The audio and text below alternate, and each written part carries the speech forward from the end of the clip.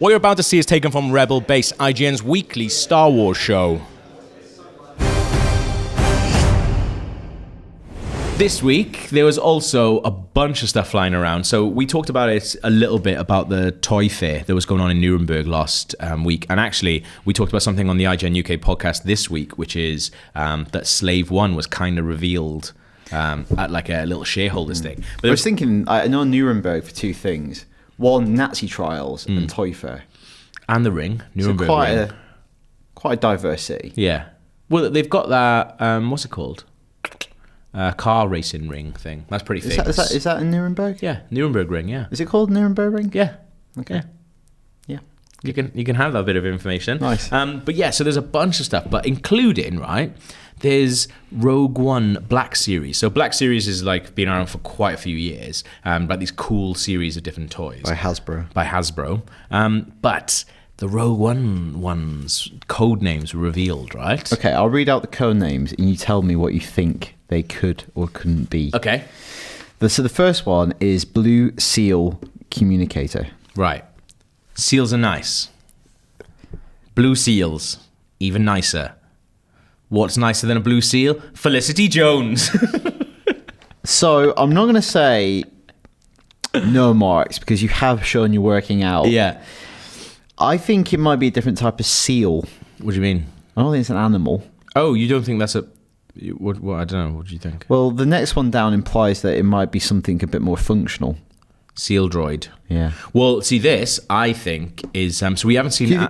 We haven't seen Alan Tudyk yet, right? Okay, this is Seal Droid. Seal Droid, yeah. We haven't seen Alan Tudyk at all. He's quite a famous sci-fi guy.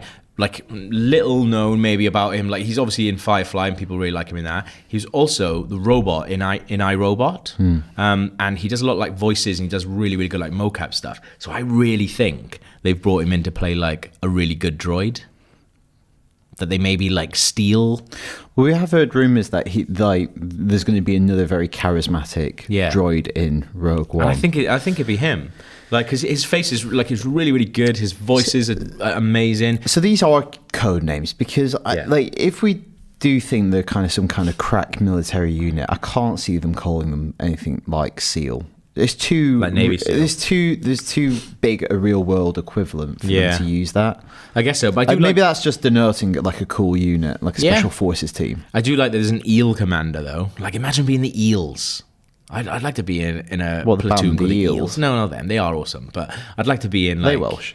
No, they're not. American. But I'd like to be in a Band of Brothers like style, but we're called the eels, like the flying eels, the jellied eels. Yeah, exactly. The jellied eels, the shocking eels. Yeah, I think that'd be awesome. But there's also some other stuff as well. The sharks.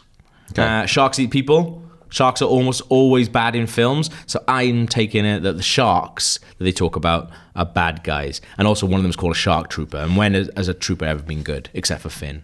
And when people dress up as troopers. Yeah, so apart from those two notable... But also, like, talk about shark troopers, there are, like, some images going around online. You can search them. If you search for, I think it's Death Trooper. Okay. And you can see... Death Trooper. Something like that. And it's like a black stormtrooper mask. Right. And the face, the grill, it almost a little bit more reminiscent of Darth Vader's mask. Okay. You could possibly think the shark trooper could cover that. It's quite... pointy and like menacing, and like these might be like just basically again crack stormtrooper unit. Yeah, I think that'd be really good. Maybe like we are going to see, like in the Clone Wars when they have those really awesome clone troopers and they seem like they know exactly what they're doing. Yeah, maybe we're going to see something more a little bit like that. I think it'd be cool if it's like we've got our small band of heroes, and instead of them just going up against like huge armies, they're going against a small group of identifiable stormtroopers that you will see picked off throughout the course of the movie, or that you follow as much as you're following the good guys. Yeah. You're seeing how the other side kind of messed up or were taken down, rather than just a bunch of cannon fodder. Well, that's the thing. Like we've talked about it. Like it's not about where they get into, it's how they get there. And you've got to give them. If you're not going to have like Jedis and Sith Lords and stuff like that in there, you've got to give them something really good to go up against. Yeah, and I also think you want to see that their victory wasn't inevitable. Yeah. That if you did it on a different day, somebody on that side might not have messed up. Yeah. And you would never have got the plans. It's kind of like some chance, maybe the Force guiding them. something led them to win on that day. And that would make it for a more enjoyable, entertaining film. I'm so excited for it. Like, I think it's going to be... Like, I hope. I think they need to drop the trailer really soon.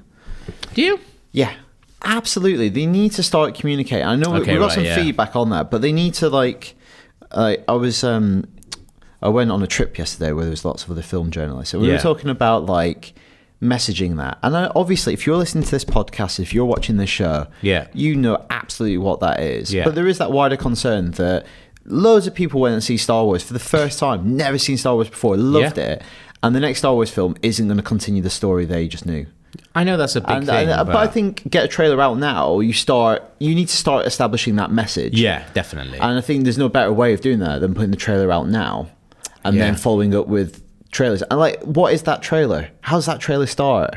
Hard. Yeah, exactly. It's got to have stuff from the original trilogy in it. Yeah, but I was thinking about this. Wouldn't it be cool if, the first scene in the first like movies, like Vader going on board Leia's ship? Imagine if it's the moments just before that, or after it, or you see that happening off screen, and something like that. Good. But again, kind of in the same way that they do with the comics, especially like the Kieran Gillen one, Vader, where you actually see him doing stuff while like not A New Hope, but like other stuff from the movies is actually going on in the background. Then you see him what he's doing on the other days, and I kind of like maybe they could do it like that, because that's a really smart way of doing it, I think. Yeah, but again, that does assume some degree of knowledge and memory about the original trilogy and what happens where. Which, when you start saying that implies you're a fan. Yeah. That implies you kind of know what this is.